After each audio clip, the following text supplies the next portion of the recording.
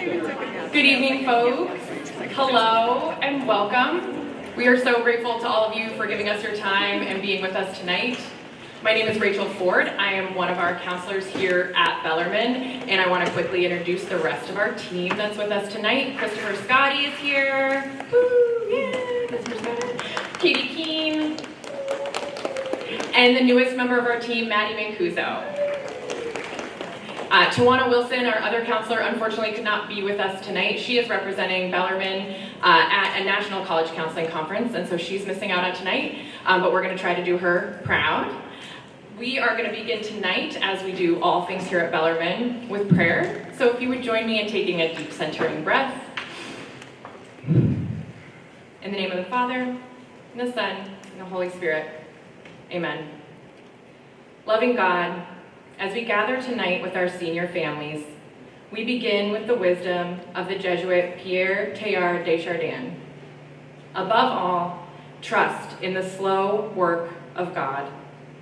We are quite naturally impatient in everything to reach the end without delay. We should like to skip the intermediate stages. We are impatient of being on the way to something unknown, something new. These words speak so clearly to the season we enter now. We long for certainty. We wish we could fast forward to the finish line. And yet, we are reminded that growth comes step by step, through stages of unknowing, through waiting, and through trust. God, be with our students as their ideas and dreams mature. Help them to let their futures take shape gradually, without forcing or rushing, but allowing grace and their own hard work to bring them to who they are called to be.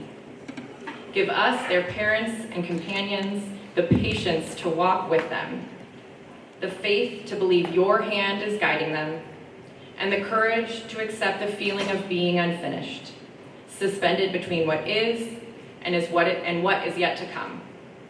Above all, Lord, let us rest in the truth that you are at work in the process itself, and that what is forming in our students is a future rooted in your love. Amen.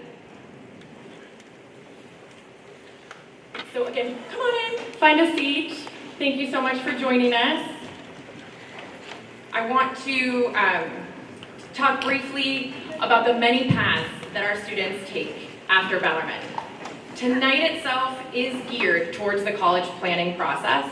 However, we know that our students choose many different options after they graduate here at Bellarmine. Students who may be pursuing another path still need to make time to meet with their counselor this fall so that we can support them in their next steps. Again, tonight is really geared towards this college planning process, but we are proud of all of our students and any path they choose after Bellarmine.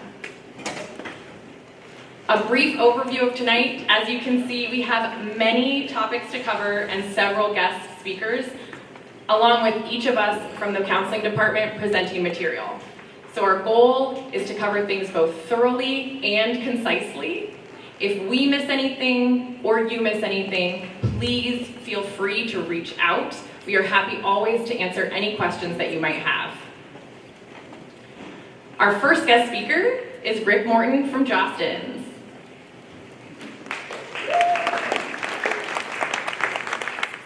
Well, good evening. Have you ever had like one of those perfect days where you just had like a really big family day? I don't know if you've ever experienced that, but we had a perfect day. My family, we grew up in San Diego when my kids were younger, and we went to this amazing beach that had the best playground in the world. And my youngest son at the time was 6, and he was his favorite because every time we're going to the beach, it's like, Dad, we're going to La Jolla? I said, yep. And there was a beautiful day. My family was visiting from Washington State, and we all had this perfect day. Perfect weather, perfect food, the waves, bonfire, everything was great. And so we pack up and we head on home, and we get the car, and it's about a half-hour drive. My wife was the first one to walk into the house, and the telephone rang. And she picked it up. Her face went from a perfect calm to a panic when she heard the words, Mom, this is Jonathan. You left me at the beach. Parent of the Year. I left my 6-year-old son at a public beach at 10 o'clock at night, 30 minutes from my house. Of course, we ran back as soon as we could. And there was these 2 lovely San Diego State College girls that found him, and they gave him a quarter, and he remembered our phone number. I share that because I failed epically as a dad, and I know sometimes being a parent is one of the hardest jobs in the world. And to this day, he's like the one that gives me the biggest hugs. He's always the one who wants to be around. So he's doing great. He's successful. He's running his own business. So I just wanted to share that. Sometimes as parents, we kind of go through tough times, and I certainly did mine. But so I am one of your Jostens representatives that basically helps you guys celebrate your students through the caps and gowns, graduation items. So I brought a few items with me to kind of leave with you just to cover all of the important information. Made it as simple as possible. If I were you, this is probably the easiest thing to understand. It's a timeline of the year. The cap and gown set is the only thing that's required. So when you get to the Jostens website, the company loves to sell stuff, but all you need is the basic cap and gown set. In fact, if you scan the QR code on my form, it'll take you to a link that goes directly to the only required item. So I wanted to try to make it as easy as possible. We're going to be meeting with your students in a few weeks, and when I meet with your students, I usually activate a free shipping code during the next 2 weeks, just so you can get it done and get the stuff ordered, and I'm just helping out a little bit with the free shipping. When I heard I was going to be meeting with you, the parents, earlier this year, I said, why not do it twice? So what I've done is I've activated all of our free shipping and free promos for the next 2 weeks. So if you want to go ahead and just take care of things and get things done, I have all that information on these flyers. And then when I meet with your students, I'll just say, hey, if your parents have already done this, great. If you haven't, I'm going to activate those promos again for another 2 weeks later this month when I meet with your students. And then what we do is we get all the orders entered. We send them to Jostens in December. Your gowns come in the spring. We have a beautiful delivery event right over here where all of your students come and pick up their gowns. It's an exciting time. They see that gown and they sort of wake up and it's like, oh, it got real. So if you have any questions, I have left also magnets, so that way you can call me if you have any questions. We're local. My wife and I own the local franchise, so we're definitely here to help you in any way we can. And if you have any questions, just reach out via text, email, or phone, and I'd be happy to help you. So that's really all I had for tonight. Thank you very much, you guys. Have a great evening.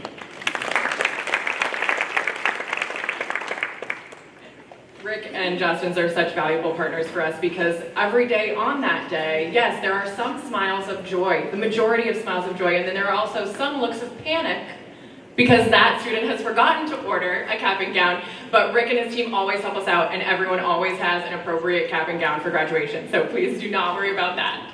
Next, we have another guest speaker. We are truly honored to have Hillary Powell with us from PLU tonight.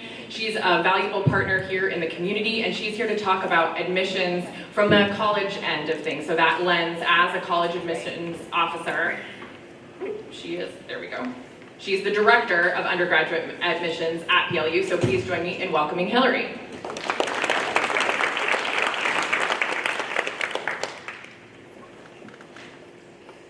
I know myself well enough to not try to step over the cord.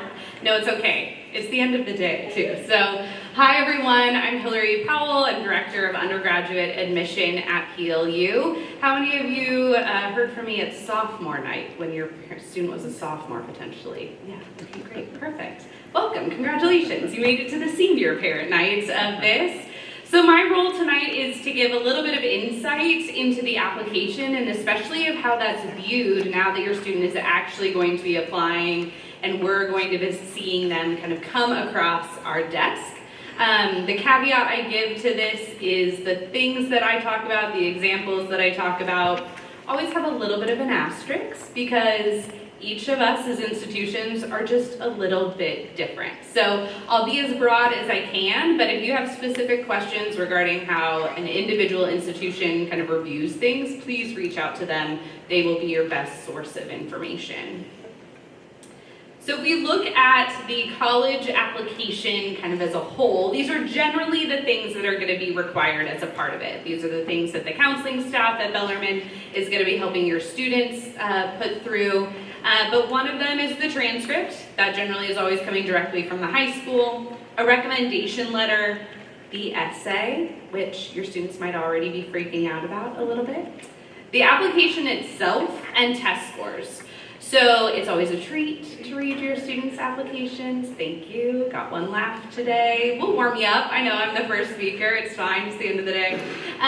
But these are generally what's going to be kind of for everybody. Now, some might require it. Some might not. Some might allow it to be optional. Some it's never going to be required. And again, each school is going to be a little bit different. But as we dive into what each of these mean, my hope is that you walk away with a little bit of understanding of how we're going to view it and to help your student through this process too. So if we start with the transcript, what we see and what we look for. So now that they're a senior, as they start applying to colleges this fall, we will see their freshman, sophomore, and junior year grades. The GPA, that cumulative GPA at the end of the junior year, is that GPA they're now taking into the college application process. So for a majority of your students, their senior year grades aren't potentially going to be used in the official admission decision. There are some schools that will decide to hold the transcript or the application if they can see, based on what the student is taking in senior year, fall, that we maybe want to wait to make an admission decision because we can see based on grade trend or rigor that maybe they're in an upward path and we want to see how they're doing. But it's really important to know that your student have a really good understanding of how their grades have gone from freshman, sophomore, and junior year, because that is what we'll be seeing when they turn in their application. One of the things we are looking for is rigor. Now, your student did not need to take every AP course or honors course here offered at Bellarmine, but for some schools, being able to see that they pushed themselves in the areas that they were interested in allows us to then see, okay, they might be ready for that jump into the college level courses. Something that we do take into consideration is if they are taking those in their senior year of high school. So they're already in senior year. Hopefully they're not taking just all of their fun courses at the end of their time here. Sometimes students forget that college does start 2 to 3 months after graduating from high school, and that can be a rough transition. So having those 1 or 2 classes, especially in senior year, to help push them through are things that we're paying attention to. Grade trends. This is where having your student potentially do a deep dive of their high school transcript can be really helpful in the process.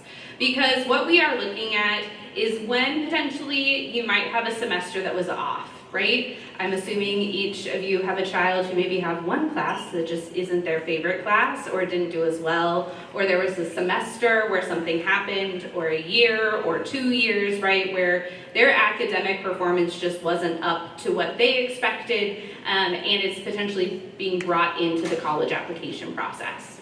Within that, being aware of it can sometimes really help in the process of being able to then explain that to a college. So I can tell when there was an off semester. I can tell what their favorite class is and what their least favorite class is. The transcript does not hide information, but there's generally more information than just the grade and the transcript, right? So we're looking for upward or downward or consistent grade trends in that. The ones that sometimes play a part that need more explanation is a downward grade trend. So maybe they started really high and then went throughout high school and their GPA kind of got lower and lower as they were going throughout high school. Being able to explain that in the college application is really important. You can address it in a few different sections, which we'll talk about, but I would encourage your student to address it if this is kind of a category that they are in. Again, we're gonna see it anyways, and if they're not telling us like, hey, this is what happened in this class, we can't assume that, well, this, or this was happening. So even though it might be scary, having your student be as honest as possible in their college application will only benefit them in the process. It can play into admission decisions for specific programs. So if your student really wants to be a computer science student but has not done well in their math or science courses, they're potentially not getting into the computer science program or getting into that university at all, because some universities will make admission decisions based off of the programs that they're applying to. So just be aware of like your students' strengths essentially as they're applying for colleges. And then we generally are looking at core courses. So when we talk about core courses, that is the math, science, English, social sciences, essentially stripping away the electives to be able to see what's their academic GPA, which can play into, again, admission decisions as well, or scholarships decisions, depending on the school. So again, the more your student can know and really study their transcript, the better they can be prepared for what might be questions or concerns coming their way in the application. Recommendation letters. So some schools, and a lot, PLU is one of them, where recommendation is optional. So there are some schools that are still going to be requiring them. So it's always good to ask for a letter of recommendation and be prepared that some schools might ask for a specific teacher or community member or pastor or priest, right, depending on what type of school your student is applying to. If you haven't already created an Excel sheet of what schools your students are applying to and what is required for them, I highly recommend you make it a weekend activity to make sure that you're staying organized in the process. So how many, who should be writing it, these are all things you should be paying attention to. These are oftentimes the things that hold up an application the most. Not because the person writing the letter of recommendation hasn't gotten it sent in, it's because potentially the ask was too late, or there's something else that they were waiting on. So asking early, making sure the person writing the letter of recommendation knows the deadline, writing a thank you card to the person who wrote the letter of recommendation, right? All things that can be really helpful for your students to make sure their application is complete on time. When we are looking for a letter of recommendation, we're looking for one that can describe a student kind of in the classroom as the student, and also who they are within the community and what they're interested in, right? So being able to choose somebody who is going to be able to write about them as a person, not just having to be like, well, I really wanted it to be this teacher, but this teacher didn't really know me all that well, so there's not a lot that they can write about. So being really honest about who should be writing that letter of recommendation can be important as well. Application specifics. So for a majority of your students, they'll be filling out the Common App in some way, shape, or form. That's one application they can send to multiple institutions that generally has kind of their name, biographical information, their resume of activities, the classes that they're currently taking, your contact information, and information about where potentially you went to college or your job or profession. Also then their recommendations, right? All of that is pulled into one. The Common App can be done on the phone and on your app. If your student is not paying attention to capitalizations and grammar in the general application portion, and then their essay is amazingly written, that is some red flags on the college side, I will just say. Not to say that the essay isn't written by them and is great, but time and effort play into this, and we notice it on the college side. So please make sure that they are capitalizing your names and their names, that their email is inputted correctly, that their numbers are inputted correctly, because every college is pulling from that to then be able to send out admission decisions, be able to send out information. You will not believe, or maybe you will, how many students will email us and be like, well, I never got that email or that phone call. It's like, okay, well, is this your email? It's the one you put on your application. And they're like, oh no, that's not my email, or this one letter was off, right? So really pay attention to the specific details in that, because that is something that we're paying attention to on the college side. There is a section for additional information. This is a wonderful spot to talk about grades if there is any issues that we need to know about, and again, can just provide some light into what was happening in a student's journey throughout high school. Challenges and circumstances or community disruption is a section on the Common App. This can be talked about with personal health concerns, physical and mental, family issues, instability, community events, right, that happens. We've seen a lot recently, obviously, with the forest fires, right, in California. A lot of those students talked about that in their application. Something that allows us to see, hey, there was something that kind of took a student off the path that they were expecting to be on throughout high school. And then I really recommend that the students not repeat anything as a part of the application process. So if they are writing their essay, it shouldn't be just a recap of everything they told us in their activities section, and also can be each part something new. But if they don't have anything to say, right, in these additional comments, please don't make anything up. It's totally fine to leave those blank. It's only needed if you need it. So make sure that it's not something where you are like, well, we have to say this one thing if it's not applicable to you and your family. Direct admission. Some of your students may be on different college search sites, but there is kind of an uptick on direct admission or automatic admission offers coming from colleges. Majority of colleges in the United States accept more students than they deny. And so direct admission was really created essentially to allow students to know that if we were going to admit you anyways, why not just admit you from the get-go? So for us, PLU, as a homegrown automatic admission process, we have a niche direct admission process. A lot of colleges in the area have something, the public schools have different things. So there's a lot of options, but especially if any of your students are on niche, they might be getting those. But essentially, a student is offered admission prior to an official application. It is based on a set of criteria set from that institution. So if your student is not getting offered, like we'll use niche as the example, your student's not getting offered niche direct admission, but their friend is, it doesn't mean that your student isn't any less valuable or is potentially going to get into that institution. They're just meeting the certain criteria based off of GPA or major that school has said, okay, we're comfortable offering admission to these students. You only need to generally fill out a form and send in a transcript. Again, a majority of us are admitting students more than denying them, so why make them go through a whole bunch of different hoops if it's not actually needed for the admission decision? It's generally not binding, just another way for a student to apply.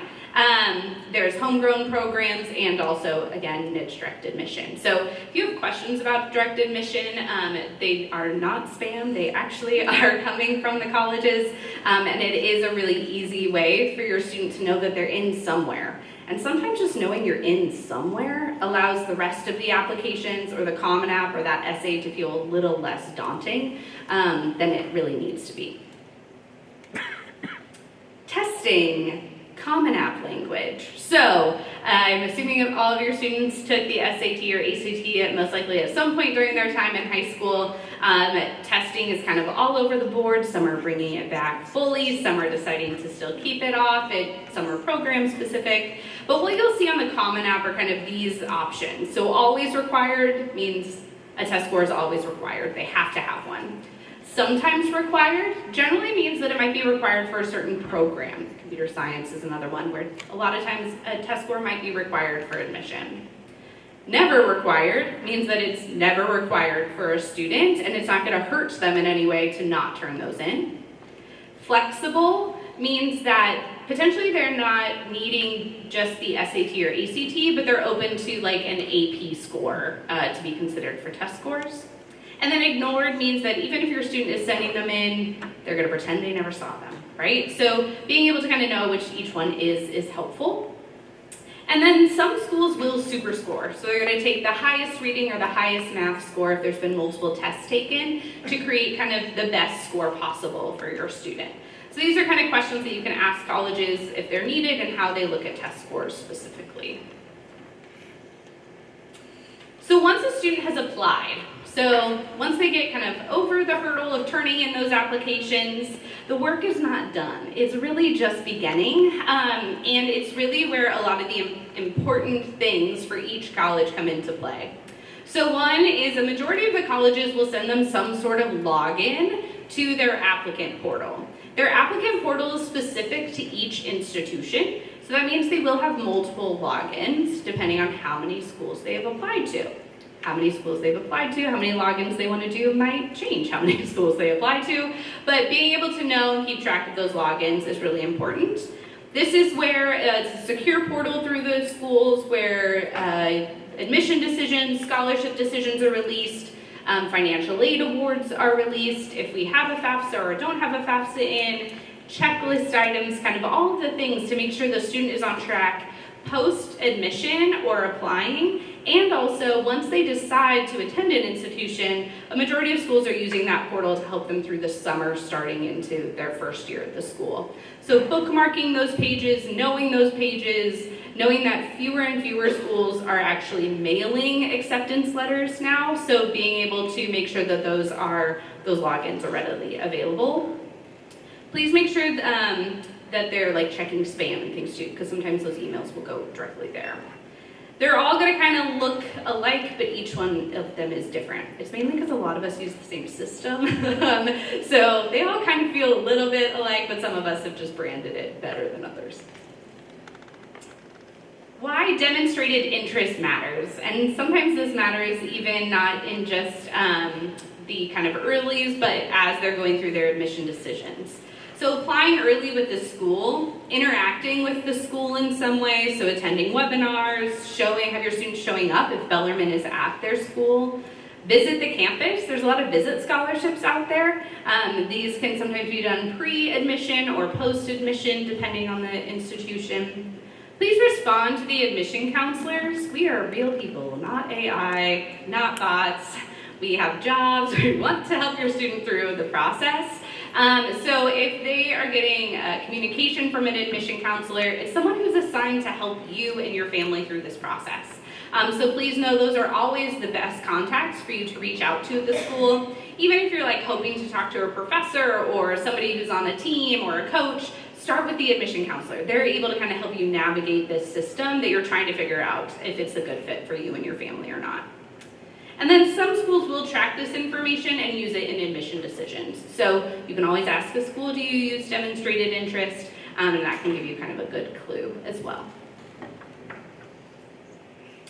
And then finally, supporting your students. You all play a massive role in this, right? For some of you, it might be keeping track of the spreadsheet. For some of you, it might just be saying you need to create a spreadsheet. But for all of you, it's really making sure that, one, you're feeling supported in that. So sign up for those parent newsletters if your college has them. A lot of colleges now have kind of parent portals and parent newsletters for intended parents to kind of keep track of what's happening and get information that's important to you. The college search process isn't just about finding the school that's going to best support your student, but also make sure that you're getting the support that you need as a parent and understanding kind of what that looks like as a student is going through the institution. So those are things that can be really helpful in signing up for those parent portals. There's also certain things that after a certain point, we're actually not allowed to tell you as a parent once FERPA kind of goes into place. So knowing kind of what your resources are as a parent, once your student gets into college as well, those parent newsletters can be a really great way to do that. Email is the primary way that colleges will announce any sort of information. So if your student's like, I never got that email, one is making sure what email did they put on their application. Checking the spam. A lot of EDU email addresses will go directly to spam, so make sure they're marking the schools that they've applied to as safe senders. Also, if they've decided they don't want to attend an institution, unsubscribe is a great way to get off the list. If they're like, I don't want to email, but the emails go to real people, so just if it's I'm not interested is a full complete sentence and they don't have to say more than that, and you'll get taken off of college lists as well. Keep students involved in the financial aid process. So this is a big one.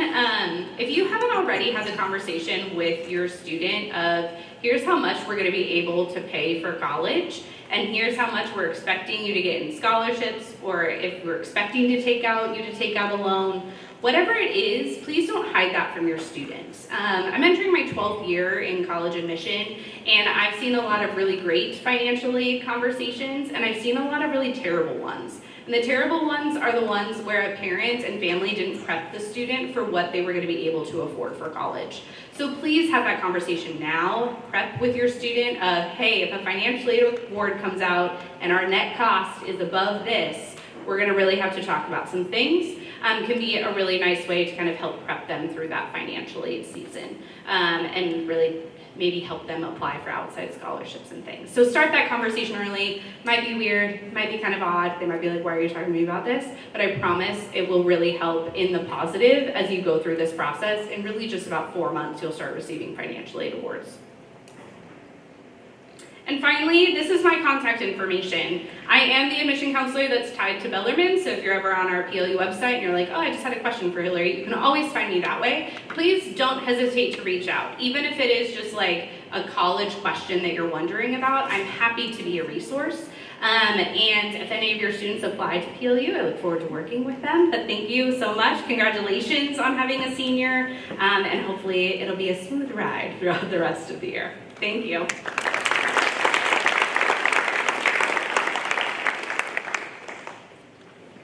All right, so let's start with the different ways that students can apply to colleges. We all encourage our students here at Bellarmine to use Common App if they plan to apply to more than one college, which means essentially that it's one place to do all of their applications, unless, of course, their university requires a direct application, such as Georgetown. You might also need to apply to a California school with your student, and that would require a UC or a Cal State app. So it's important for students to check out each college's website to make sure that they are using the preferred method of that college. So figuring out what deadline your student will apply to is an important step in this process also.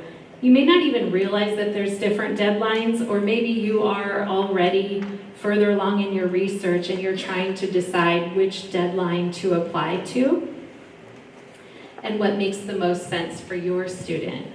So let's just jump right in and take a look at all of these. It might look like jargon and a lot of confusion, but one thing that is certain is that we need to make a game plan early on so that we're ready to submit the applications before the deadlines, which means less stress for you and your student, right? So rolling admissions, I would say some would argue that that really isn't a deadline. And that means that colleges accept and they review applications continuously through the admission cycle. They usually process applications beginning in the fall, and then they'll continue all the way through, sometimes into the spring or early summer. And they will process them until all available spots are filled. So you can receive your admissions decision quickly after applying when you see a rolling admission. They'll let you know usually 2 to 4 weeks after the submission. And then depending on your college list, you'll likely find that not very many of the colleges use this deadline. The further you go into the admission cycle, though, you should know that the financial aid and the scholarship offers lessen. One advantage to this type of deadline, though, is that it will allow your student more time to process their application. And if they feel like they want to get a test score improved, they can take another test in their senior year and then apply through the rolling decision deadline. And then take a look at regular decision. This is obviously the most widely used deadline, and you might be familiar with this one. Applications are often due in January or February, which is much later than the other deadlines. They'll usually also release the decision later in March or April. So that gives you a little less time to make a decision before that national deadline of May 1st. Let's move on now to the more popular choice for many applicants, and that's early action. So this deadline usually falls around November 1st, the 15th, or November 30th. Early action is non-binding, and that means if you're accepted under early action, then you're going to have the freedom to choose whether or not to attend that institution with more time. You'll also hear back from the colleges, and usually sometimes that's late in December, sometimes as late as the end of March. This will allow you to start planning your future sooner, and you'll have the longest time to make that final decision.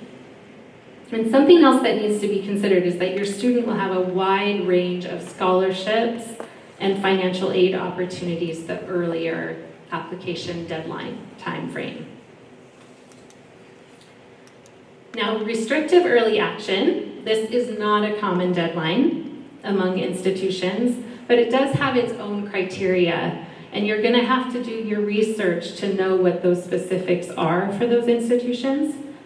Most simply put, though, it limits a student from applying to another private institution early, but it is not binding. Okay? And then finally, early decision is possibly the most misunderstood. This deadline is usually around November 1st through the 15th. Some schools may offer ED1 and they may offer ED2, like 2 sessions of that. And early decision is a binding commitment.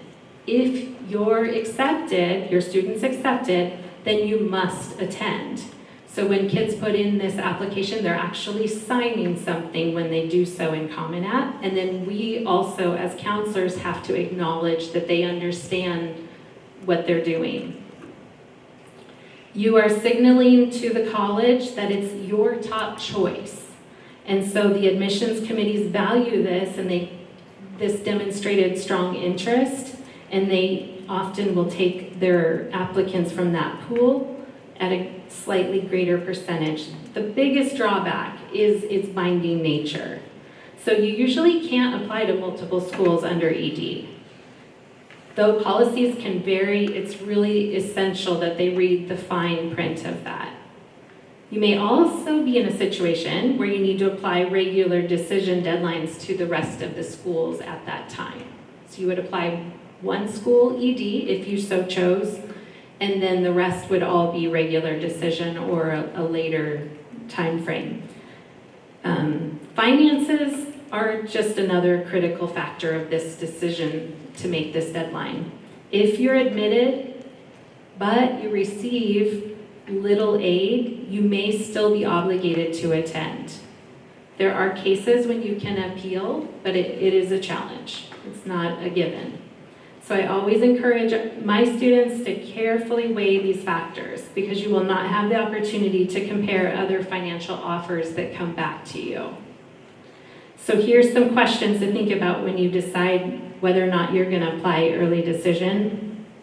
Are you 100% sure that you are passionate about this institution? Is this your dream school? And are you thinking that it's going to fulfill your long-term goals? And then you want to ask, is your academic profile strong? Meaning your students, are they a good candidate for receiving this offer? And then thirdly, maybe most importantly, is it financially feasible for your family?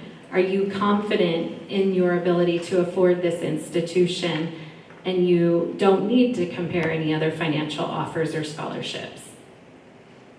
So understanding these deadlines helps students make a plan that fits their comfort level and their goals. It'll also, in the end, they may have a mix of deadlines when they apply to colleges. You might have some early action. You might have regular decision applications, and your list could vary. So does applying early increase your chance of being accepted? That's one of the biggest questions families can ask sometimes. And the answer is, in many cases, yes. So highly selective schools applying early decision can significantly increase your chances, and sometimes making students increase by 60% for that pool compared to like regular decision. At Harvard, for example, they have a restrictive early action, and they had acceptance rates of nearly 8% last year compared to just over 2% for the regular applicant pool. So keep in mind that the impact varies by the college, and some schools will admit a slightly larger percentage of their incoming class from that first pool of early action. However, compared to other schools, there may only be a little difference. So it really depends on the school specifically.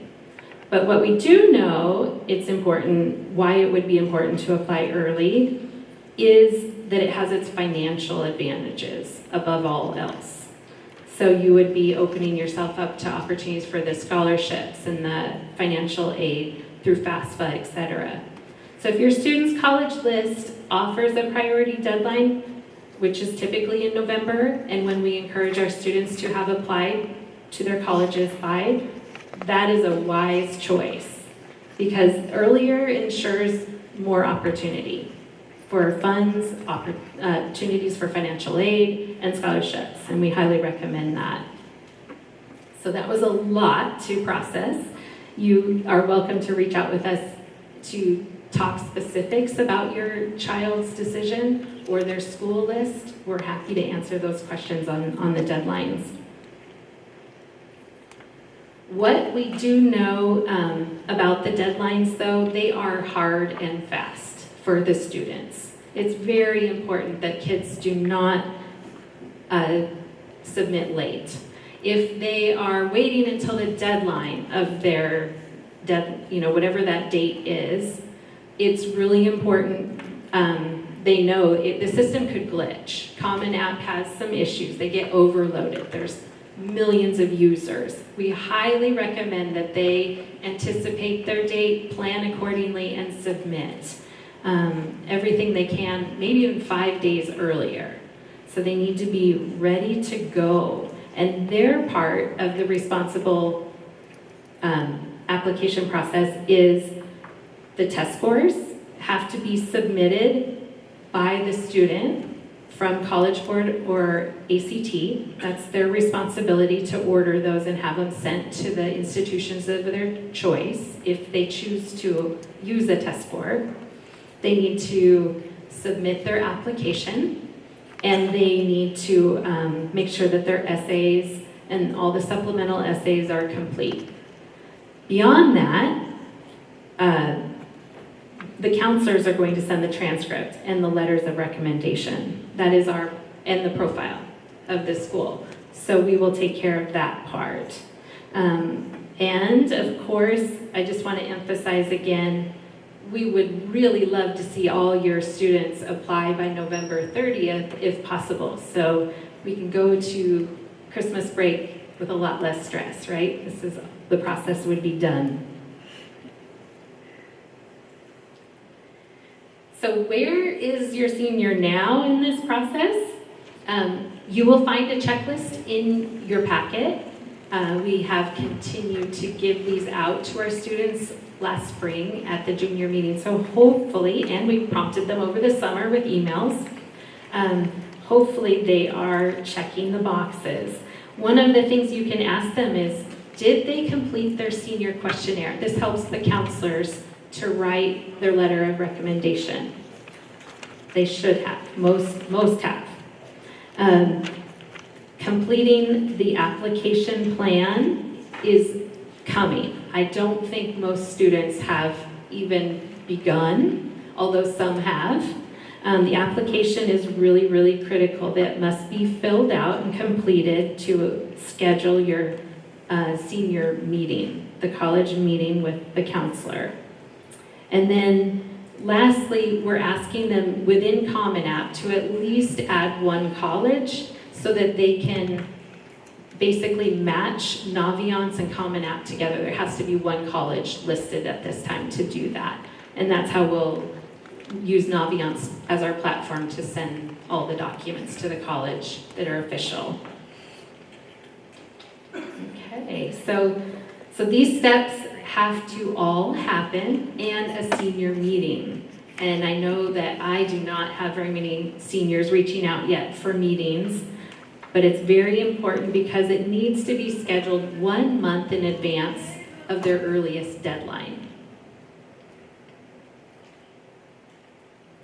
And this is what that application plan looks like. The kids will find this within the resource page under the counseling tile. When they scroll down, you have one in your packet for reference. It's also a great organization tool. But essentially, this plan helps students stay organized, it make their deadlines, and it communicates which deadline they're choosing. They can indicate that. And other details like how many essays they're writing, how many recommenders are required, so that when they meet with us, we can assess the situation and determine what needs to happen next. And it makes sure that we're on the same timeline for submission for all the things. Now, if you're a student, you'll notice there's 9 places to write an institution. If your student requires more than that, we ask that you fill out another application plan with it. Just have 2 pages, okay? And then if there are any changes, it would be important also that they resubmit the changes on the application form.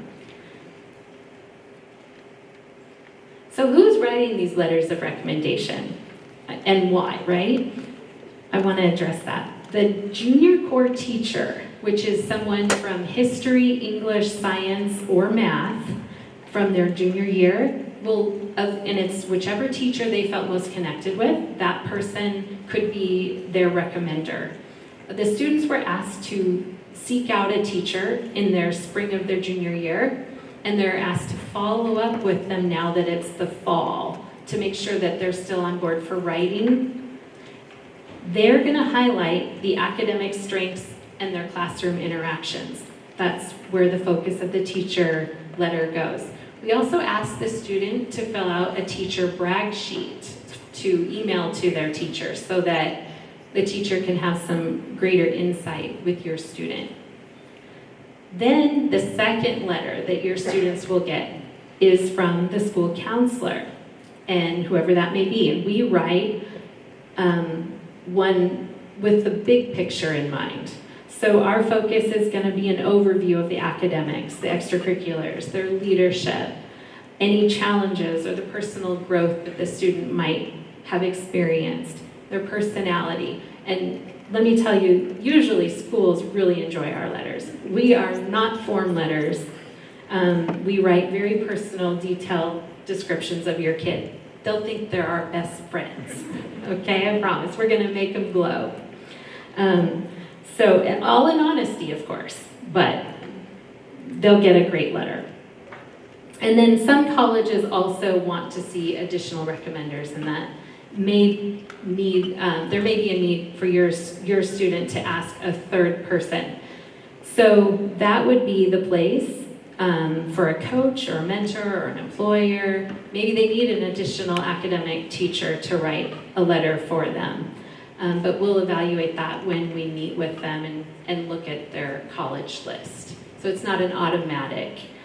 Generally speaking, colleges will take anywhere from, depending on the school of course, 7 to 20 minutes to read their application.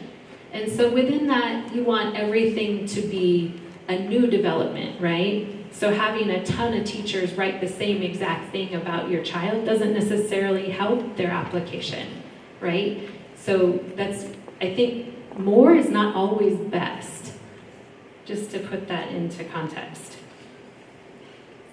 And then we're going to also confirm the recommenders on our side through Naviance, so any teachers will get their official notice from us as counselors.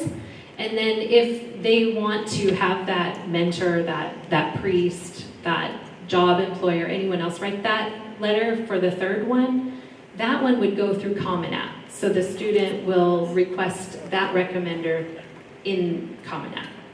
Clear? Clearer? Okay, thank you.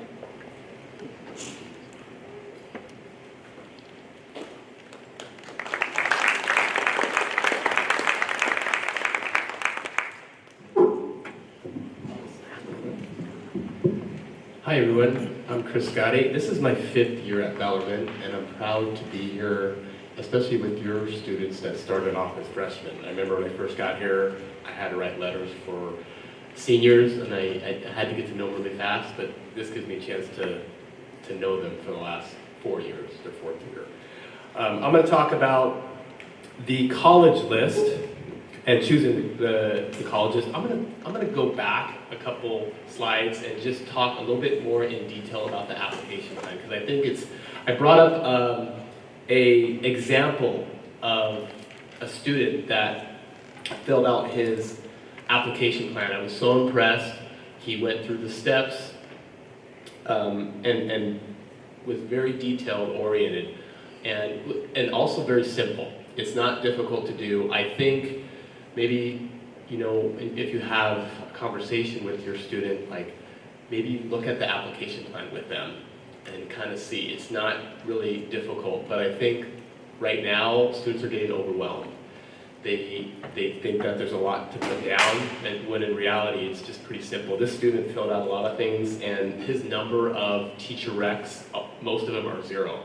The schools that he picked did not need letters of recommendation. So that's one thing to think about. Not all schools are going to need, everything that other schools need. So, case in point, University of Washington does not need a letter of recommendation. Both Washington and Washington State.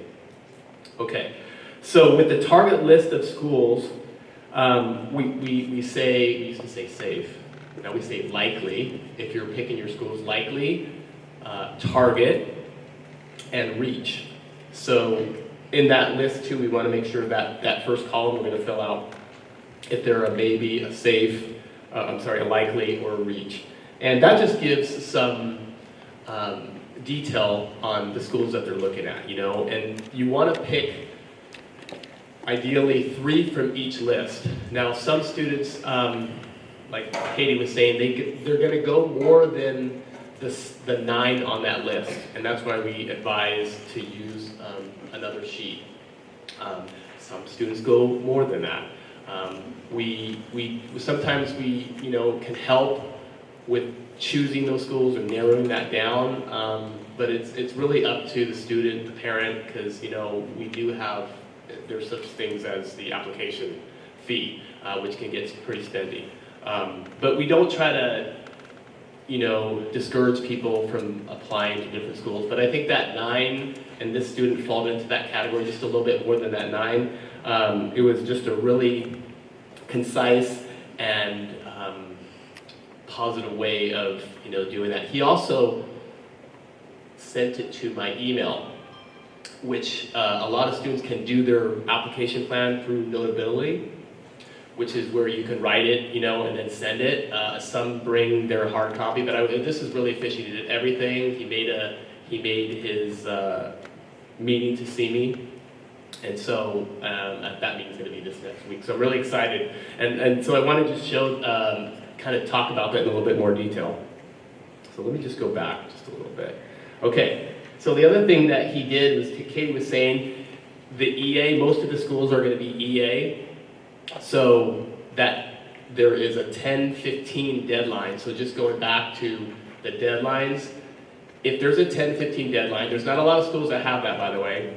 That 10-15 deadline, we need to be seeing them now, because that's that 30 days before. Because remember, if they do have teacher recommendations, the teachers need to have that a month in advance. That's something I wanted to just touch on too. That month in advance is critical for our teachers. We really want to protect that for them, because if they're getting it and we submit a blue slip, that's what we do, we submit the blue slip to the teachers. If they're getting that late and they're really busy, that's really not going to be helpful to their what they're doing in their classrooms, what the student is doing. There could be they could have that student in their class, and the student might be asking them, hey, did you write my letter? Like, yeah, you're giving me 10 days to do it, right? So we really want that 30 days in advance, so they have plenty of time to write that.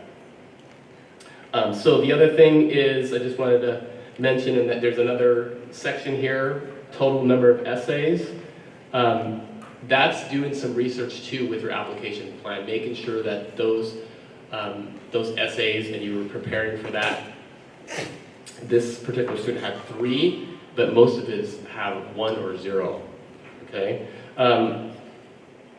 I already talked about the teacher recs, making sure the test scores, if they're going to be sent, SAT or ACT, some don't have any.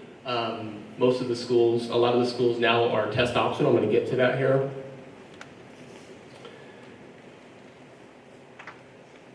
Let me go forward and then come back.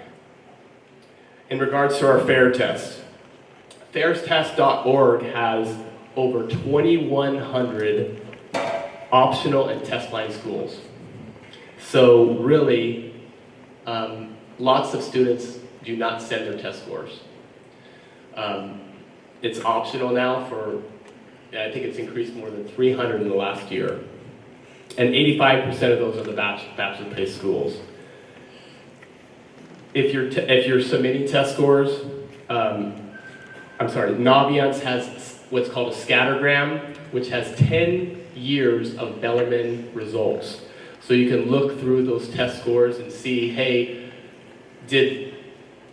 are students getting accepted with these scores? Are they scoring on the medium? Are they doing better than the medium? If they have any questions, they can see us. We can kind of go through whether or not students should submit test scores or not. The other thing is the common data sets. So Google provides a perspective on colleges.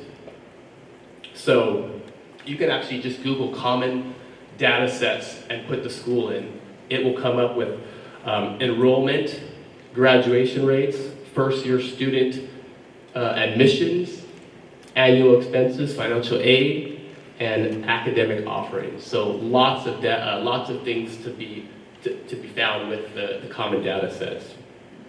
Okay, I'm sorry, I'm going to go back just real quick here.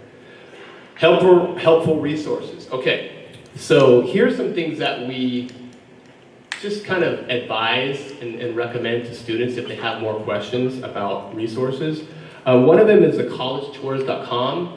College Tours have videos of sort of showcase schools, and they save them. So if you're looking for a good fit, let's say you're looking for a school that is in the city, they'll provide just that category of schools, big cities.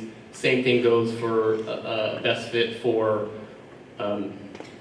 sort of like rural settings. State schools. It's just a good place to see, especially if kids are visual, they want to see the school, they want to see the campus. It brings it right home for you. So that's what we kind of recommend for students. The other thing is obviously Naviance that we use. We've been talking about Naviance. That's a one-stop shop for everything that students need as well. It has linked directly to websites, scattergrams. I mentioned the common data sets. There's also a college scorecard, and that's comes from the Department of Ed. So college scorecard is where you can find data on colleges, fields of study, and compare institutes and programs side by side. So it's a wonderful resource.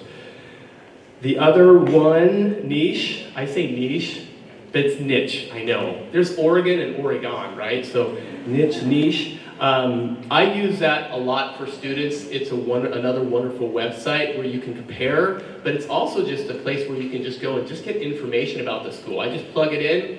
It works really well to just get instant information. There's cost. There's rankings that I use. I've used ranking before that just gives you a general idea to compare schools. And then our other resource right here is that we're going to have a happy hour, and we call it Appy Hour. Get it? Appy Hour. And that's going to be in our new counseling room. It's called the Kateri Room. And that's going to be each Wednesday starting this next Wednesday, September 17th, between 2:30 and 3:30. So we kind of trade off being there. And I find it absolutely wonderful to be there. I'm not an English teacher, but I can tell you that there's a lot of reassurance and reading students' letters and just getting a feel of their dreams and aspirations and just a little bit of support. I remember this last year, I had a few students, high-flying students by the way, they were in there, it's like they had no idea, they're going to go places. We got Notre Dame, we had two that were going to Notre Dame, another one going to Ivy League school, all like wondering, hey, do you think my letter's great? I'm like, yeah, it's wonderful. I think just being there sometimes and working with other students is really helpful. So if nothing else, please suggest going to the Appy Hour if they need more writing help, especially with other adults that are there. Be us. Sometimes teachers will come in there as well just to help with writing. And that's going to be between September 17th all the way to the end of October, every Wednesday. Okay, college athletics. So, how am I doing with time? Am I okay? Okay. We want to make sure that Bellarmine, that if you're interested in being a D1, D2 athlete, that you sign up for the NCAA Eligibility Center. It's free. If you're deciding to go to and play sports, there is a $100 fee for that. Okay, so you can sign up for free. A lot of students, when they're young, will sign up for free. Right now, if they're looking to go, it's good. It's probably a good idea to pay for that, because once you are contacting the coach and decided that you want your transcript sent, we add that to the eligibility center. We make sure that it's there. Our seniors that just graduated, we had about 6, 7, or 8 students that were that went and played Division I athletics, and they all had their transcripts ready to go as they entered their school. If they haven't done that already, make sure your student is filling out the release form. We have a release form where we can send the transcripts. We have to get that before we release that on the website, okay? And they can do that in our counseling center.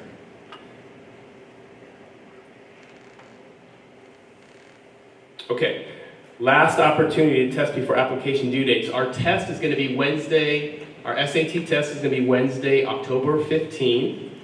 It's going to be in the morning, 8 a.m. It's in-school. In-school digital SAT. It's not going to be, the sign-ups are not going to be online. That's going to be released soon. The scores will be out 2 to 4 weeks. I think it came right in between there. If you prefer another test, I know that there's the ACT, you have to sign up for that, at collegeboard.com for the SATs, act.org for the ACTs. You got to hurry fast, because those, especially around here, they fill up fairly quickly.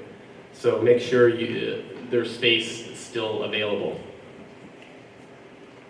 Okay, and then we talked about this already. I came back to it. We're good?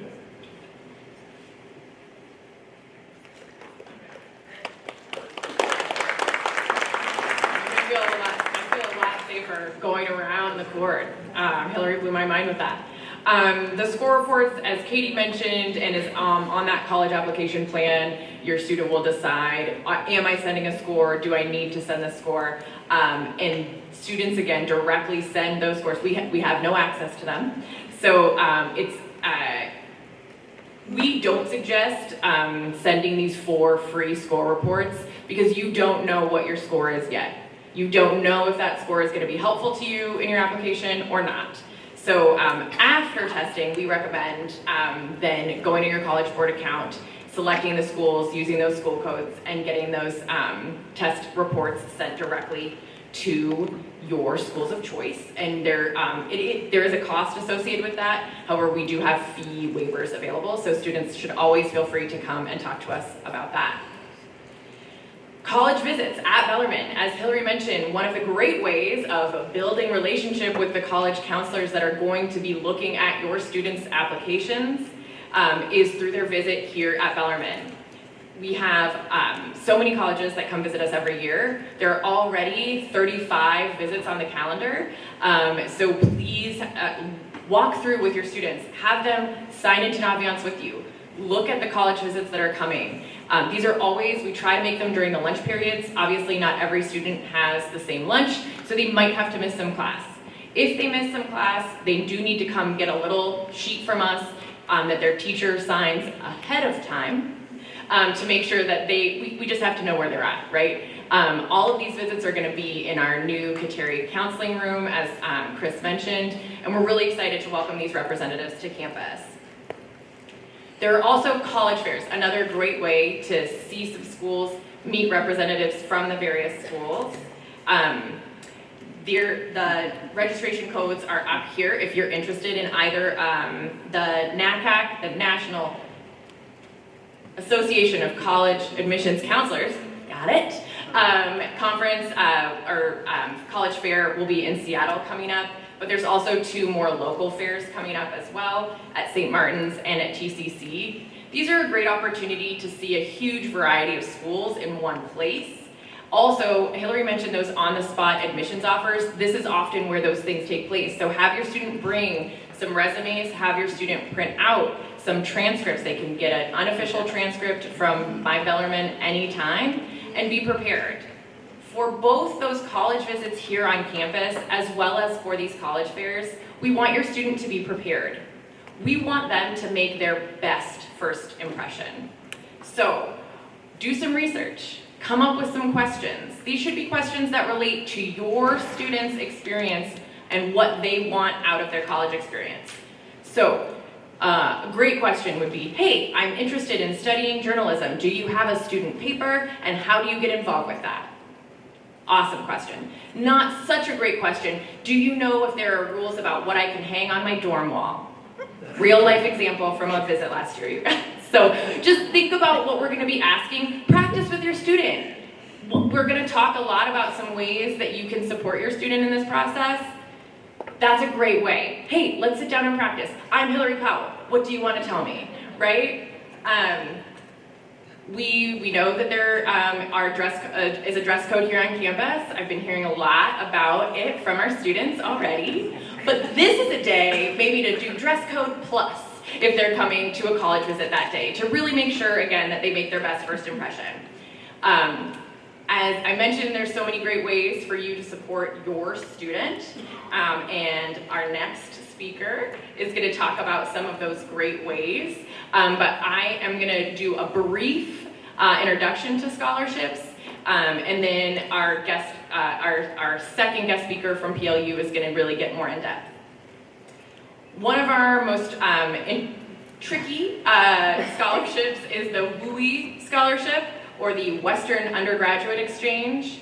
The idea here is it's a consortium of around 160 public colleges and universities that have gotten together to help make school more affordable at state institutions for students from residents of other Western states. The trick here is that whether your child's program of study that they're planning on is underneath the WUI agreement with that particular school, and the actual rate of the reduced tuition. So the guarantee is that it's not more than 150% of in-state tuition at that particular institution. However, all of these, again, it's one of those pieces, as Katie was mentioning, about reading the fine print. WUI is one of those ones where you really will want to do your research. The QR code is up here, or you can go ahead to their website and take a look at that. It's a different application deadline for the WUI scholarship specifically. So you're doing 2 things: applying to the school and then applying for the WUI scholarship at that school. So you'll want to make sure that you're following along and supporting your student. Uncovering other scholarships, the big message from us here is all students are eligible for scholarships. You don't have to have a perfect GPA, you don't have to have high financial need, but this takes planning and research to find them. We always encourage our students to find niche scholarships, I can use it that way, pronounced that way, right? So something that you're excited about or interested in, something that your particular family background qualifies you for. These are all things that have smaller applicant pools, so your child is more likely to receive that scholarship. We're not necessarily looking at the big picture, full ride scholarships always, right? But every $500, every $3,000 stacks up and adds up to a more affordable college experience for you and your family and your child. So we really want to encourage you to support your child in this. It's something where right now we really want them focused on their application and their essay. So if you're anxious to be helping and supporting them, starting this financial aid research at this time could really be a way for you to step up. Maddie is going to talk a little bit more about some other ways that you could step up to support your student.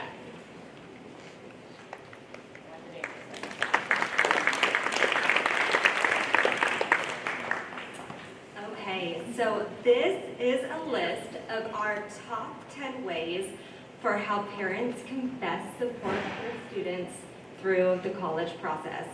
You do not need to master all 10 of them. You do not need to master all 10 of them, but I am going to highlight a few of them that we have found to be very helpful for students during the college process. The first one being keeping the line of communication open. Ask questions about their goals, interests, and concerns. Listen more than you talk. Seniors value being heard through this transition. And just knowing you are there and willing to listen without judgment goes a long way. The next is to support, don't take over. This is one of the hardest for many parents because you care so much, so you want to help. But remember, this is their journey, so guide them, but don't take over. Ask questions, check in, let your seniors fill out their applications, write their essays, and contact schools. It builds ownership through their process. Be available to proofread, role-play interviews, or brainstorm. But at the end, let them lead. And then something Hillary had mentioned, but talk about finances early. Have open and honest conversations about what is affordable for your family. Encourage exploring scholarships, grants, and loans. And then lastly, stay positive and reassuring. Remind them that there are many paths to success. Share confidence in their ability to navigate this next chapter, and then find joy in the process. Because at the end of the day, your support is what really matters, and it is what is going to ease a lot of their anxiety and stress. All right, now, probably something you've been waiting for. We are going to take a quick 5-minute break, and after, our next speaker will be Mike Frechette, who is Dean of Enrollment Management and Student Financial Services at PLU. He will be speaking about valuable information on financial aid, and so you will not want to miss it. But if you do need to leave early for any reason at all, we would just greatly appreciate if you can take our very brief survey, which you will find at the center of your table. Thank you, and we will resume in 5.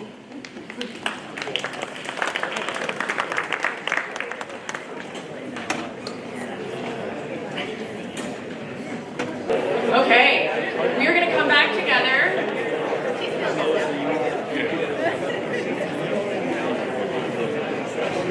I'm so delighted to have been able to answer a few questions during that break, and all 4 of us will be available along with our guests, Hillary, yes, as well, afterwards, you can. All of us sitting at the fun table in the front will be available for questions after we conclude as well, so we're happy to answer individual questions then. And again, please reach out to us. We actually love talking to you guys. As we work at a community, an institution that values community, and part of the reason we choose to work here is because we want to know you. So, without further ado, Mike Frechette from PLU, again, the Dean of Enrollment, Management, and Student Financial Services. Nailed it. All right. Good evening, everybody. I'm going to put my water bottle in here because I don't see a better spot for it there. So, anyway, Rachel says I have till 9 o'clock, which is great, so thanks for the extra time. Just kidding. I will try to be as efficient as possible with these slides, while also trying to be comprehensible in what I'm telling you. And I'll pause every once in a while to make sure everybody is following and see if there are any questions.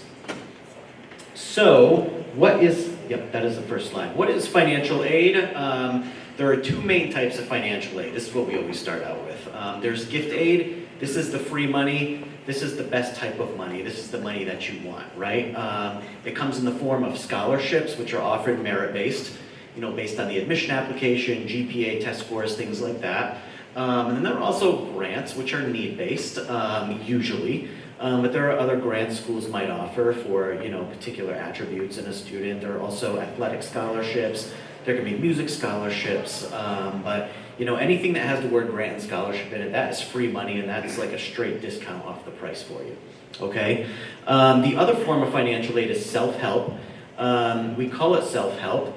And it really comes in two forms. There's loans, which have to be repaid, once the student graduates, and then there is work, which usually comes in the form of work study, where the student works a certain number of hours per week while they're in school, and they earn money that gets paid directly to them, like a regular paycheck. Okay? To qualify for financial aid, you have to do the free application for federal student aid, otherwise known as the FAFSA. This would be the student's application, so it's going to be the student's FAFSA, okay? Even though most traditionally college students, will be providing parent information on the FAFSA, okay? So you'd fill this out if you're a U.S. citizen or permanent resident. Any student, regardless of income, who wants to be considered for federal, state, and other financial aid programs has to do the FAFSA, okay? Colleges and career schools use the FAFSA to determine how much aid you're eligible to receive, and you have to do it every year. This is important, okay? It's not like you just get a financial aid package that's good for 4 years, okay? You have to redo the FAFSA every single year. It becomes available on October 1st. This has not been the case the last couple of years if you've been following the news, but it is going to be available on October 1st. It is now written into law. You can actually go onto the FAFSA website now and volunteer to be part of beta testing and actually do next year's FAFSA right now if you want to. We've already gotten a few FAFSAs for next year at PLU for students and families that have opted into this. But if you don't want to do that, no worries, it becomes available on October 1st. You want to do the 26-27 FAFSA, okay? There are always 2 FAFSAs available at any one time once we reach October 1st. So you're still going to see the 25-26 FAFSA out there because there are still students, kind of late to the game here who are still doing and applying for financial aid for 25-26. And that application is going to be out there for a while. So make sure you're doing the right year. We always get a handful of incorrect FAFSAs every single year, okay? So, and it's not the end of the world, it just means like you got to go back and redo the FAFSA. And then it just kind of delays you getting your financial aid information. So just make sure you're picking the right year there, okay? Make sure you're on the correct website. The FAFSA is always free, okay? If you land on a website where they're asking you to pay a fee to do the FAFSA, you're on the wrong website, okay? Before you do the FAFSA, what you'll do is create what's called a FSA ID. FSA stands for Federal Student Aid. You'll create a username and a password for yourself, and this is what allows you and your student to access the FAFSA and to electronically sign it as well, okay? Your student will need an FSA ID and password, and you as the parent will need an FSA ID and password as well. You each need your own separate ones, okay? And to apply, you'll each need your social security number and email address, okay, to apply to get your FSA IDs. For parents who don't have social security numbers, they still have to sign the FAFSA electronically. They still need to apply for an FSA ID as well, but instead of social security number, they'll be asked a series of knowledge-based questions to verify their identity. Okay, and that's the website where you can do the FAFSA, studentaid.gov/FAFSA. I should also mention too, there is for students who are not eligible to fill out the FAFSA, who are Washington residents, so undocumented students, they can fill out the WASFA, which is the Washington application for student financial aid as well. And they can be considered for state financial aid with the WASFA and institutional financial aid as well, just not federal student aid, okay? Oh, got ahead of myself. There's the website for the WASFA, okay? And you don't need an FSA ID and password for the WASFA, you just basically go on and create an account for yourself. And you do it all in one sitting. It's one big unified form that the student and the parents fill out together, okay? This one also needs to be completed every year, all right? And it's also available on October 1st.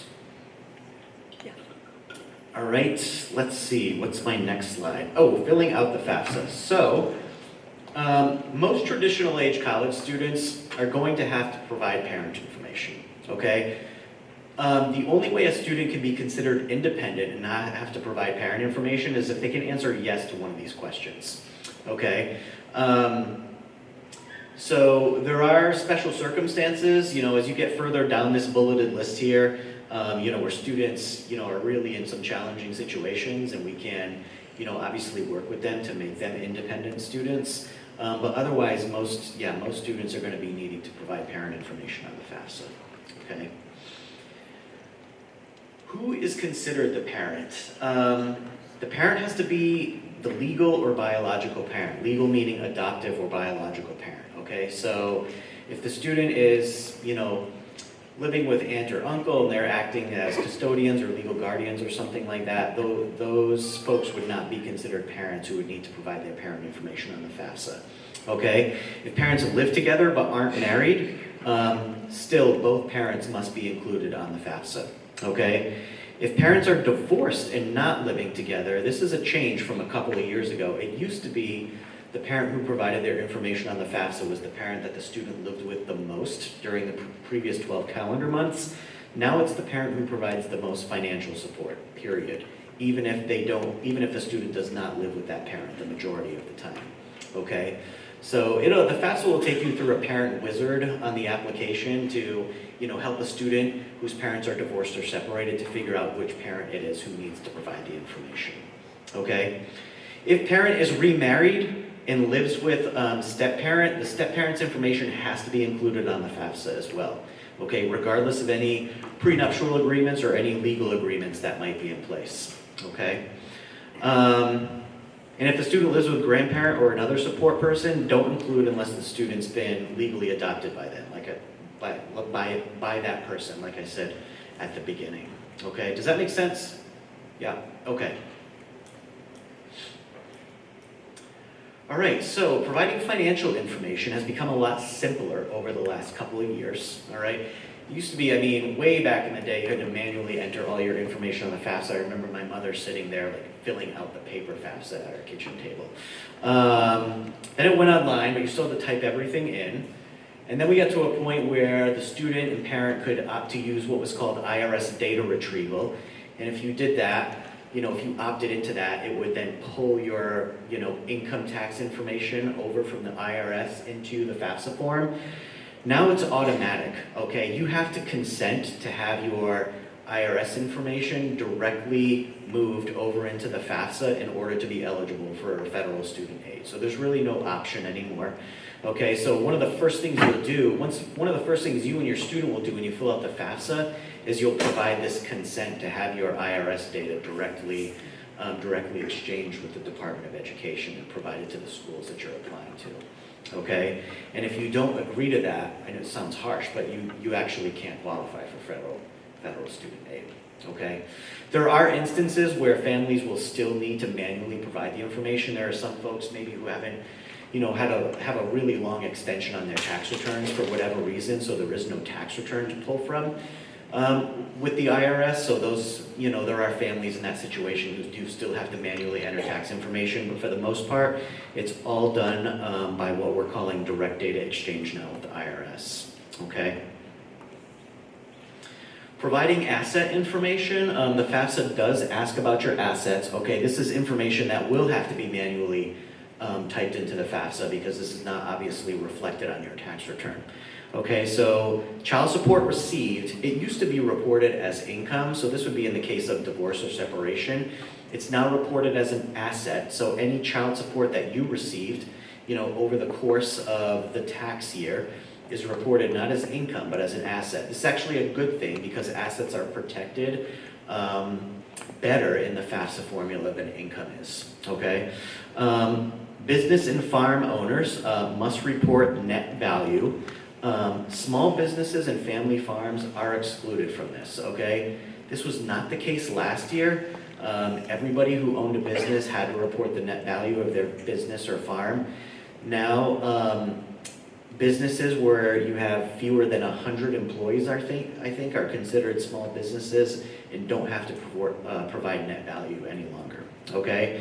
And then education savings accounts, you only report those as a parental asset if it's designated for the student whose FAFSA you're doing, okay? So if you have, education savings accounts for your other children, not the one who's doing the FAFSA, you don't have to include your other children's education savings accounts as assets on that particular student's FAFSA, okay? Couple things too, you've never had to report on the FAFSA, you don't have to report home equity or anything in a designated retirement account either, okay? Some of you may be applying, your students may be applying to schools that require the CSS profile.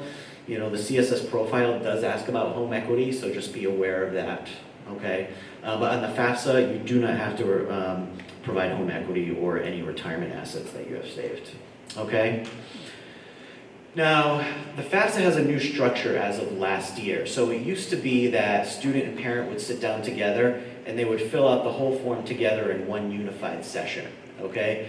Now it's an invitation system. So the student will go on to the FAFSA website, they'll do their portion of the FAFSA, and then they will have to indicate that they want somebody else or that they need somebody else to contribute to their FAFSA because they don't meet any of the requirements to be an independent student. So at that point, that's where they put in parent name and email address, and then the parent is emailed the invitation to then log in and do the parent portion of the FAFSA, okay? So it's two separate parts. Be sure that both parts are completed and signed, okay? There are still, I'm sure there are still many instances out there where students do their part, they think everything's done. The parent never got the email or didn't check the email and didn't do the parent portion of the FAFSA. So the FAFSA is never considered complete and it actually never gets sent to the schools, okay? So you want to make sure that both parts of the FAFSA are being signed and completed, okay?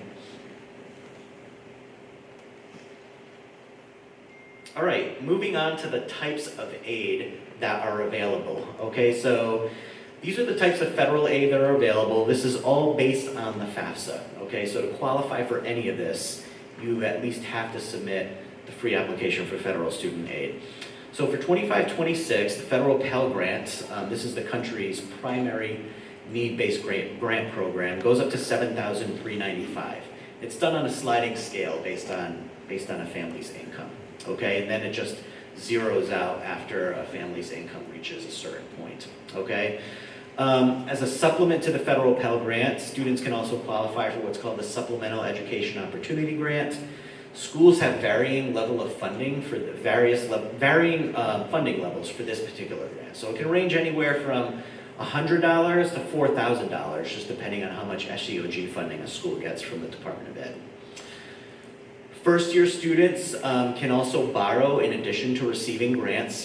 Any student who does the FAFSA is eligible to borrow up to $5,500 in their first year in a federal direct loan through the Department of Education, okay? So with Pell Grant and SEOG, you have to qualify for that based on financial need. But with the loans, anybody can take the loans who does the FAFSA, okay? There is a Parent Plus loan available as well for families that need it. So the students are capped at $5,500 the first year. The second year, it goes up to $6,500, and then years 3 and 4, it goes up to $7,500. So students are pretty well capped at what they can borrow. And a lot of times, a family will need more than that to help cover the remaining cost after scholarships and grants. So there is a Parent Plus loan available through the Department of Education. Starting next year, it'll be limited to $20,000 per year with a lifetime maximum of $65,000 that can be borrowed for each student, okay? The federal nursing loan, this is a need-based loan as well. This is only going to be available at schools that have a nursing program, and your student will only be offered it once they actually get into the nursing program at that school. But this is a good loan. The interest is subsidized by the government while the student's in school, at least half time, and it's got a fixed 5% interest rate, okay? And then, of course, there's federal work-study dollars, okay? So I talked about that earlier. If students get need-based work-study through the federal government, they work like a regular employee on campus, and they get a paycheck just like a regular employee does. The benefit of getting work-study money is that these are dollars that don't have to be reported on any future FAFSAs, okay? So they won't impact, a student's eligibility for need-based aid in the future, okay? Any questions about federal aid? Okay, good, because a lot's happening at the federal level, and I would have no idea how to speculate what's going to happen next. So, state aid, okay? So, state financial aid through Washington is pretty generous. You have to be a Washington resident to qualify and enroll at a school in Washington in order to receive any of this, okay? Again, you have to do the FAFSA or the WASFA to qualify, and it's based on financial need. All right, so not everybody will receive this depending on what your income and assets are. But you can get up to full tuition at Washington State public universities. At privates like PLU, the maximum amount is $9,739, okay, for 25-26. There are reductions coming for private institutions in the state of Washington that you should be aware of, okay? So while we'll be able to offer at private schools in Washington $97.39 as a maximum for next year, that number is going to be reduced by about 50% over the next couple of years, unfortunately. Okay? The same goes for the Washington College-Bound Scholarship as well. So at privates, the maximum amount is $28.94. I think it's actually going up a little over $3,000 this year. But again, over the next couple of years, that'll be reduced by about 50% as well for Washington privates. Okay. State work study is also available as well. Okay, so if your student, so the benefit of going to school in Washington is you can get work study from either the federal or the state government. Okay, and it's the same benefit applies that any money earned through the state work study program doesn't have to be reported as income on future FAFSAs. Okay. And then institutional aid. This is aid that's going to be provided directly by the school that your student is attending. All right, so like I said, their scholarships can be based on merit, talent, need, academic prowess. They can be based on what a particular student might be majoring in. Some scholarships may require an additional application, so just be aware of that. Like I know at PLU, our general, merit scholarships are just based on the admission application alone. But you're going to want to, do some research with the different schools that your students are applying to and see, okay, is there anything more than the FAFSA I need to do to be considered for scholarships? Like I said, some schools, especially the really selective schools, are going to require the CSS profile. Some might have special scholarship programs that require a separate application in order to be considered for them. So, there's going to be a little bit of research that'll need to be done depending on the schools that your child is interested in attending. Okay, outside scholarships, those were mentioned earlier, but those are also a great way to stack up additional money, especially for that first year of attendance. Tons of outside scholarships go unapplied for every year. They are a lot of work. Okay, so you're applying to the Rotary Club for $2,000, and you got to write, an essay and maybe even do an interview or something like that. But, we've had students who have really taken the time, put in the effort their senior year to get those outside scholarships, and some of them have had an additional $10,000 all 4 years stacked on top of the aid that we were already providing. So it does take effort, it does take organization, but it is possible if you and your student are kind of dedicated to that, okay? So how's financial need determined? Before I go on, any questions about the types of financial aid or anything like that? Okay. How's financial need determined? It's the cost of attendance minus what is now called the student aid index. That's what the financial need is. Do I have an example? No, I don't. So I'll make one up on the spot. So the student aid index used to be called the expected family contribution. Who remembers what the expected family contribution was? Yes, that unrealistic number that it said you could pay out of pocket towards your child's expenses, right? So basically, it's a very similar formula. It's a little more generous, but instead of calling it an expected family contribution, which was kind of a misnomer, they call it the student aid index now instead. all right? And this is basically the number that gets used to determine what your family's overall financial need is and how much need-based aid you'll qualify for. So if the cost of attendance at a school your student's applying to is $60,000 and your student aid index is $20,000, that means you have $40,000 of financial need, okay? And a school could award you, you know, in theory, up to $40,000 in need-based financial aid, okay? Now there's non-need-based financial aid too, so it's not like they couldn't award you more than $40,000, but that $40,000 would be the cap for any need-based financial aid that you could receive, okay? So how is it calculated? It is a really tedious, long, boring formula, and I'm not going to, you know, go over it in detail, but if you need help falling asleep, you can look it up on ed.gov and go through the entire thing yourself. But basically what you should know is that it's based on income from 2 years prior. So the FAFSA you're doing now is going to be based on 2024 income. It's based on family size, which is basically the number of exemptions on your tax return for 2024. The number in college, the number of children you have in college at the same time, that used to be a factor in the equation, but it's not anymore, okay? They'll still ask that question on the FAFSA because I think the Department of Ed wants that data, but it's not used to determine eligibility for need-based aid anymore. And it's also based on the value of assets, and like I said before, excluding your home and retirement accounts. Now, with the number of children in college, I have in parentheses there that, yeah, if you have 2 children in college and one of them is going to a really expensive school, you can actually submit an appeal to your student's financial aid office and say, hey, I'm going to have this additional expense this year, and they can consider that and potentially help you qualify for more need-based financial aid, okay? In fact, there's a number of reasons why you could submit a financial aid appeal to a financial aid office. So I would take advantage of that, especially if your financial situation has changed since 2024. You know, if your income is less, if you have a new job, you know, anything along those lines. If your financial situation has diminished from 2024 to now, you're going to want to look into what the appeal process is at the schools that your student's applying to, because you may be able to qualify for additional financial aid, okay? Every school has a different appeal process, all right? So you're just going to have to kind of figure out, okay, what's the process? What forms do I need to fill out, et cetera, okay? So what makes up the cost of attendance? You know, there are 2 main components to the cost of attendance. There are direct costs, which are things that get charged directly by the institution that your child's attending. Okay, so it's tuition and fees, and if the student's living on campus, it'll be housing and food, okay? There are also indirect costs that get included in the cost of attendance. Those are things that are real expenses, but that don't get charged directly by the school, okay?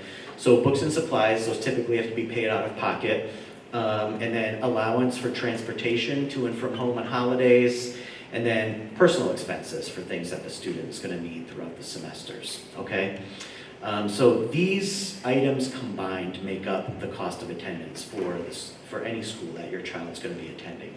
So here's a really important thing that you want to pay attention to, because financial aid award letters are not standardized, okay?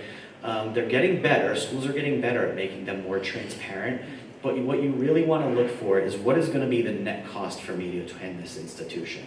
The net cost is simple. It's the direct costs, the things you're going to be charged directly by the school, okay, minus any scholarships or grants you're receiving. Free money, okay? So that's going to be the net cost, and you can fund the net cost in a lot of different ways. Like I was saying, you can pay it out of pocket if you have the ability to do that, or your student can borrow from the Federal Direct Loan Program, or you could borrow from the parent loan program if you needed to do that as well, okay? But when you're comparing, you know, costs among schools, this is the number that you want to get to, okay? Each school is going to present it in a slightly different way, but it's really direct costs minus scholarships and grants. That's going to tell you what it's going to cost to go to each institution, okay? So after you submit your college applications, you submit the FAFSA, then you'll get your financial aid award letters later in the year. Some schools will, you know, because the FAFSA is available so early now on October 1st, some schools are sending out financial aid award letters earlier than they used to in the past. I know at PLU we start sending them out in mid-December. But some of the more selective schools that kind of hold back on informing you about the admission decision, won't send the financial aid notice until they send the admission decision later in March or April. So yeah, that's just something to be aware of. You could start receiving financial aid award notices as early as December. For others, you might have to wait, okay, to get the award letter along with the admission decision, okay? Like I said, look for additional scholarship opportunities on outside scholarship websites. Meet with the school or admission counselors, all right, to help you compare financial aid offers. Like Hillary said, we're happy to be resources at PLU, even if your student's not applying to PLU. We're happy for you to email us if you're having trouble deciphering another school's award letter and you need some help figuring out what that net cost number is. Please don't hesitate to reach out if you're not having any luck, getting in touch with the financial aid office at that particular school.